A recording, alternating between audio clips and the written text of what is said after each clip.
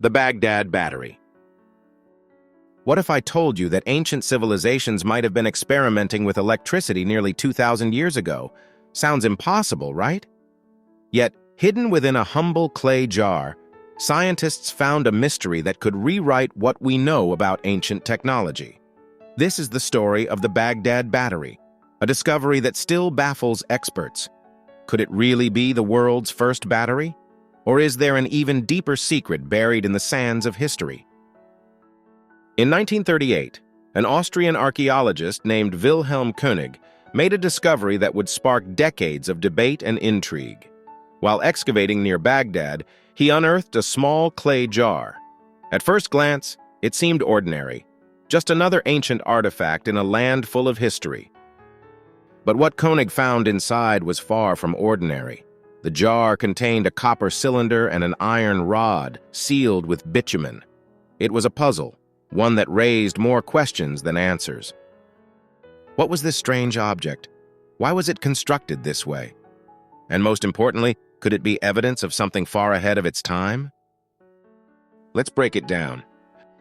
A clay jar, roughly the size of a modern soda can. A rolled copper cylinder suspended inside. An iron rod placed in the center of the cylinder, insulated with bitumen to keep it from touching the copper. Here's the kicker.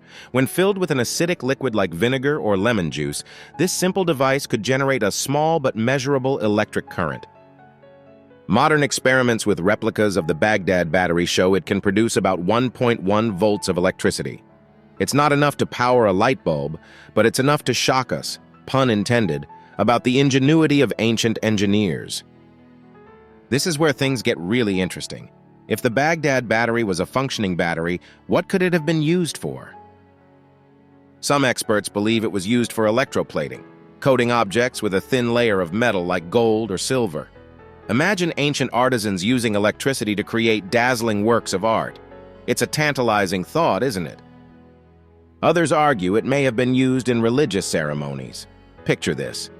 A priest holding an object that delivers a small electric shock.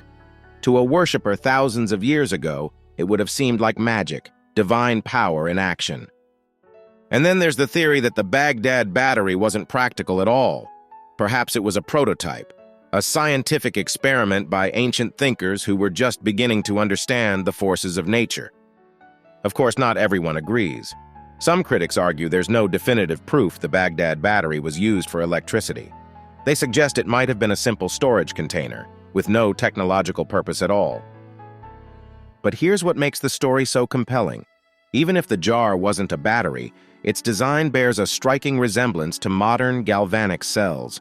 Could it be a coincidence? Or does it point to a deeper, forgotten knowledge of science?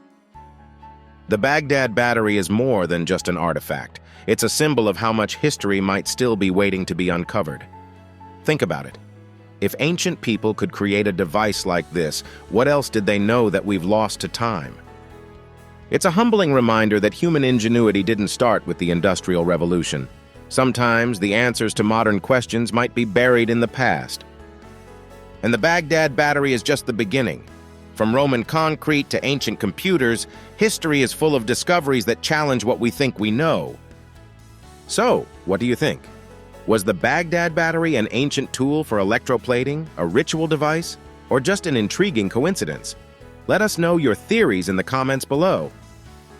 If you enjoyed this dive into forgotten discoveries, hit the like button, subscribe to Lost Pages of Science, and turn on notifications. We have more mysteries to unravel, and you won't want to miss them.